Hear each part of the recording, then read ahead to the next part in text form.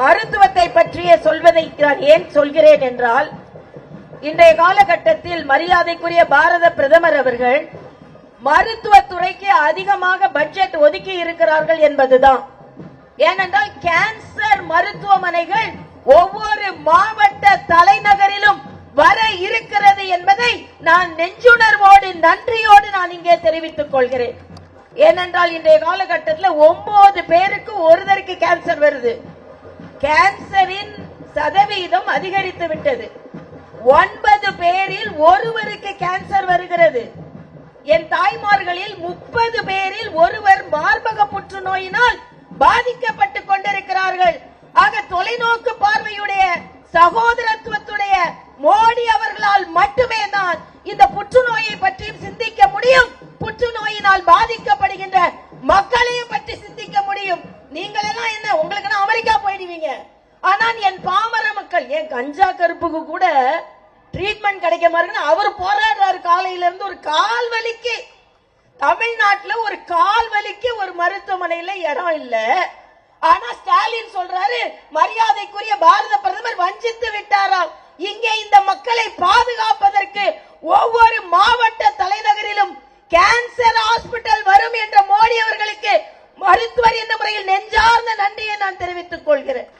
இன்று நான் சொல்கிறேன், பட்ஜெட்டை பற்றி சொல்லும் பொழுது, பட்ஜெட் விளக்க பொதுக்கூட்டம் தம்பி அண்ணாமலை அவர்கள் உங்களுக்கு விவரமாக சொல்வார்கள். நான் ஏற்கனவே சொன்னதை போல மருத்துவத்துறையை மட்டும் இன்னைக்கு முத்ரா வங்கி என்ற திட்டம், இந்த முத்ரா வங்கி திட்டம் வரும்பொழுது இந்த திட்டத்தில் பேங்க் மேனேஜர்களிடம் ஒன்று சொன்னார்கள், கேரண்டி கையெழுத்து இல்லாமல் முத்ரா வங்கி கொடுக்க வேண்டும் என்று. இதில் எஸ்டி பிரிவினருக்கு எஸ்சி பிரிவினருக்கு கொடுக்க வேண்டும் என்று சொன்னார்கள். பேங்க் ஆபீசர்ஸ் கேட்டார்கள், கேரண்டி இல்லாமல் இந்த பாமர மக்களுக்கு எப்படி நான் வங்கி கணக்கு கொடுப்பேன், கடன் கொடுப்பேன்? மரியாதைக்குரிய மோடி சொன்னார், அவர்களது சகோதரனாகிய நான் கேரண்டி கையெழுத்து போடுகிறேன், அவர்களுக்கு வங்கியில் கடன் கொடுங்கள் என்று சொன்னார். இன்று அந்த வங்கி கடனை மருத்துவத்துறைக்கும் விரிவுபடுத்தி இருக்கிறார்கள். ஆக மருத்துவத்துறைக்கும் விரிவுபடுத்தும் பொழுது மருத்துவத்துறையில் எல்லா வசதிகளும் இந்த மக்களுக்கு கிடைக்க இருக்கும்.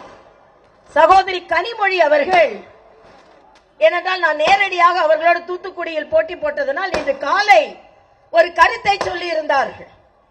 பெரியாரை பற்றி தவறாக பேசினால் ஓட்டு கிடைக்காது என்று சொல்லியிருந்தார்கள். தம்பி அண்ணாமலை கூட இன்று பெரியாரை கடந்து போவோம், அவருக்கும் ஓட்டுக்கும் சம்பந்தம் இல்லைன்னு சொல்லியிருந்தார்.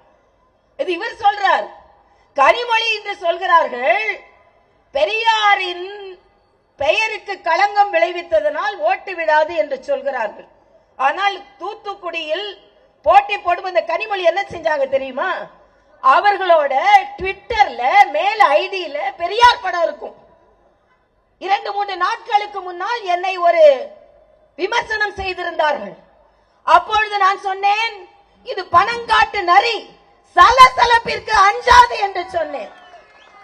கனிமொழி என்ன செய்தார்கள் தெரியுமா? தேர்தலுக்கு முந்தைய நாள் அந்த ட்விட்டர் ஐடியில பெரியார் படத்தை எடுத்துட்டு பனைமரத்தோட படத்தை வச்சாங்க. இல்லையான்னு கேளுங்க.